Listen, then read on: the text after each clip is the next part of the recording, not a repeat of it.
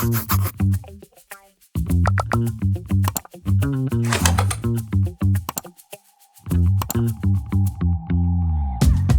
m'appelle Elsa Pellegri, je suis directrice du Labo des Histoires Île-de-France-Est, qui est basé à Pantin et qui couvre les 3 départements de l'Est francilien, à savoir la Seine-Saint-Denis, le Val-de-Marne et la Seine-et-Marne.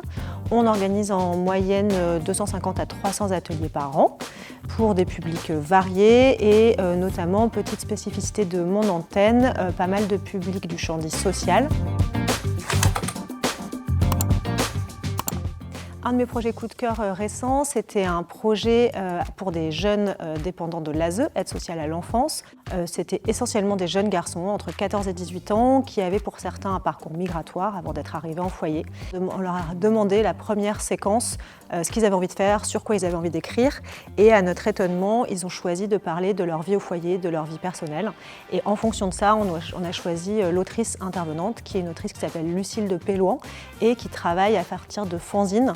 Donc elle fait fabriquer des objets livres, des fanzines, et ensuite elle fait écrire à partir de consignes extrêmement simples, des listes par exemple, la liste de ce que je ne veux plus dans ma vie, la liste de ce qu'on a fait de bien pour moi.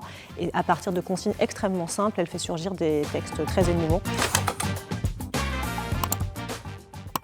Je vais vous donner un conseil lecture qui est un livre d'une autrice américaine qui s'appelle Tiffany McDaniel. C'est un livre qui s'appelle Betty, qui raconte l'enfance puis le début de la vie adulte d'une jeune fille métisse, à moitié cherokee, à moitié américaine blanche, à qui il n'arrive que des choses atroces dans son enfance, un condensé de racisme, inceste, pauvreté, etc.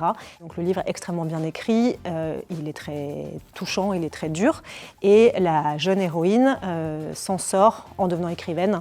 Donc à travers ce livre-là, qui d'une part est incroyable à lire, on a aussi l'importance des mots et la force de l'écriture.